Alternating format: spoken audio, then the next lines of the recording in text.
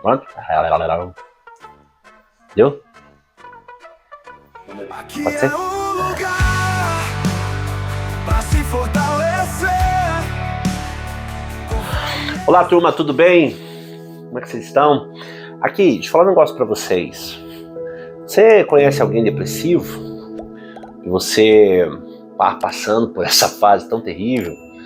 Ou já fez diversos tratamentos e a coisa não anda? Você está entruncada, a carroça empinou e você não dá conta. O psiquiatra diz que você vai ter que tomar remédio o resto da vida. A tua mãe fala que você, né, vai viver assim por um bom tempo. Aquele trauma que te visita, aqueles fantasmas à noite, né? Assim, passou por psiquiatras, terapeutas, várias sessões de libertação. Mas você já ouviu falar sobre mapeamento espiritual? Ah, pastor, já vi. Você já foi mapeado, já encontraram as raízes que levaram você a entrar? Porque tudo tem um início. Quando isso começou? Outra história, você talvez convive com uma pessoa assim, seu marido, sua esposa, adolescentes, quanto mais hoje eu vejo, cuido de crianças, adolescentes que estão doentes também, e os consultórios estão sendo entupidos aí de adolescentes mal resolvidos, gente tentando se matar, tudo na conta da depressão. Porém, o que a Bíblia fala sobre isso? O que é romper com a depressão? O que é trabalhar princípios espirituais nesses moldes? Você já ouviu diversas pregações a respeito disso, mas o que eu quero passar para você hoje é como Deus trabalhou na vida de alguns personagens bíblicos que viveram esses valores depressivos. Tem alguns personagens, um exemplo, quando você estuda a história de Elias, na linguagem clínica, ficou depressivo quando ele recebeu a notícia que Jezabel queria a cabeça dele.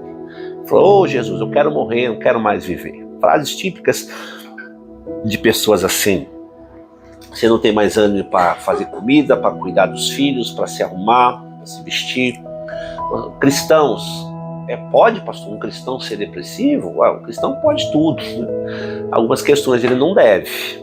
Porém, o que explica uma pessoa que, puxa vida, celebra Jesus no domingo à noite, mas na segunda está enrolado embaixo das cobertas, não querendo mais viver? O que leva um cristão, um pastor, um líder a tentar suicídio, alegando que a vida não tem mais cor? Como que isso se dá? Como que é essa construção? O processo de mapeamento espiritual, de libertação, é muito mais abrangente do que você simplesmente fazer uma oração, e até porque todos os demônios, ou o mundo espiritual, né, na área, o pessoal fala assim, o mundo espiritual, o demônio da depressão, tecnicamente não tem. E olha que eu trabalho com isso há mais de 20 anos. Conheço bem, tem escolas, ensino, e vou ensinar você aqui também. Tem o demônio da depressão. Os demônios são parasitas, eles vão se alimentar de questões mal resolvidas, não confessadas, obscuras na sua história. Segredos, abusos que ninguém nunca soube, mentiras, valores corrompidos de moralidade. Lembre-se, ou fique sabendo, que até um ambiente pode despertar em você uma depressão. Mas como isso funciona? São perguntas, talvez você já se perguntou assim há muitas vezes, como isso se dá? Mas como eu livro disso? Eu estou há anos assim, tomo tarja preta. O meu psiquiatra ensina, né, que é assim mesmo o resto da vida. Pode uma pessoa nascer com depressão, já vim com depressão geracional? Olha, pode um tanto de coisa.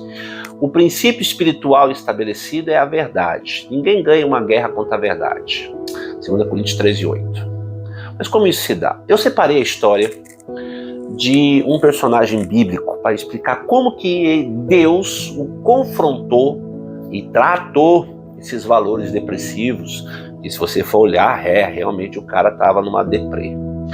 Esse personagem é Josué. O trauma dele visitou ele. Então, hoje eu quero ensinar você como que Deus foi até Josué e resolveu aquela bad dele, aquele processo depressivo, ou aquela angústia, ou aquela baixa estima, seja o nome que você queira dar. Em Josué capítulo 7, você vai conhecer a história da conquista de Canaã. O livro de Josué fala da conquista de Canaã. E ali você vai ver a narrativa de Josué conquistando Jericó. No capítulo 6 de Josué, você vai ver ele dando as voltas, as muralhas caem, Raabe é salva, uma maravilha. A vida de Josué, a Bíblia destaca, né, em Josué capítulo 6, verso 27, assim era Deus com Josué e a sua fama crescia por toda a terra. Uau! A vida de Josué era assim um sucesso. O general Josué, o guerreiro, líder, o sucessor do grande Moisés. E bom, mas no capítulo 7, quando eles vão lutar contra a cidadezinha de Ai, ali, talvez embalado pela vitória, cego pela fama, não sabemos, ele comete um erro. Ele manda 3.000 homens para lutar e esses 3.000 homens, 36 morrem. Aqui temos morte. Até então Josué não conhecia o que era morte. Ele não tinha perdido ninguém do seu exército, da nação. Agora ele conhece a morte. A morte visita a casa do líder Josué. E agora? O que fazer? Na narrativa bíblica, e a Bíblia é espetacular porque ela não esconde as fraquezas do homem, na narrativa bíblica você vai perceber que Josué, ao saber da notícia desses 36 homens mortos, vendo que Israel, o exército todo-poderoso de Israel foi perseguido, fugiram e perderam a batalha. Como é que ele ia explicar essas 36 mortes? Como ia ser, Bruno, Jéssica, você que está vivendo, como que ia ser a explicação dele para a imprensa? O que você explica isso, Josué? Cadê Deus, Josué, nesse negócio? Você não é Deus, o Josué é o crente. Você não é Josué, aquele que derrubou Jericó. O que aconteceu, Josué? Então Josué entra numa bad, numa introspecção. O cara dá uma derrapada, o cara escapa a quarta, empina a carroça, sai da curva, a ponto de ele publicamente chamar os anciões e se jogar no chão e começar aquela lamentação. Conhece gente assim? As perdas nos fazem pensar. Existe uma frase que eu gosto muito, que diz assim: não é o que fizeram com você, é o que você vai fazer com o que fizeram com você. Nesse caso, Josué, engraçado, no capítulo 6, verso 27, ele era famoso. Agora no capítulo 7, em menos de 4 versículos, ele já está jogado no chão, depressivo, chorando, reclamando de tudo. Curioso os revés da vida. Mas nesse caso aqui, Josué, então, ele pega e transfere a culpa para Deus. Típico de pessoas que são depressivas, principalmente, assim, aquelas pessoas que vão atrás de culpados para suas mazelas. Líderes, pastores, né? A culpa é da igreja, a culpa é do pastor, eu tô assim porque aquele pastor, aquela igreja. Conhece gente que é os desigrejados? Eu tenho dificuldade com gente assim, mas eu tenho que amar. Jesus disse que eu tenho que amar. Então, sabe, quando vem para uma sala de atendimento comigo, eu converso, eu começo a ver a história, o pessoal começa a jogar, igual Josué fez. A culpa é da igreja que não me deu oportunidade, a culpa é da minha mulher que não apoia meu ministério, a culpa é da empresa que me mandou embora, porque onde eu dei minha vida para aquela empresa. Você é assim? Conhece gente assim? Josué não foi diferente. Josué chorou, se prostrou em terra e disse: Senhor, a culpa é sua. Seria melhor se a gente tivesse ficado lá no deserto. Para que tudo isso? As falas de uma pessoa depressiva é essa ingratidão. Uma das raízes da depressão é a ingratidão. Lógico, tem processos biológicos que levam a pessoa baixa de hormônios, problemas intestinais, problemas crônicos principalmente pessoas que fizeram bariátricas, passaram por processos cirúrgicos crônicos. Pode acontecer, pode, os remédios têm o seu efeito.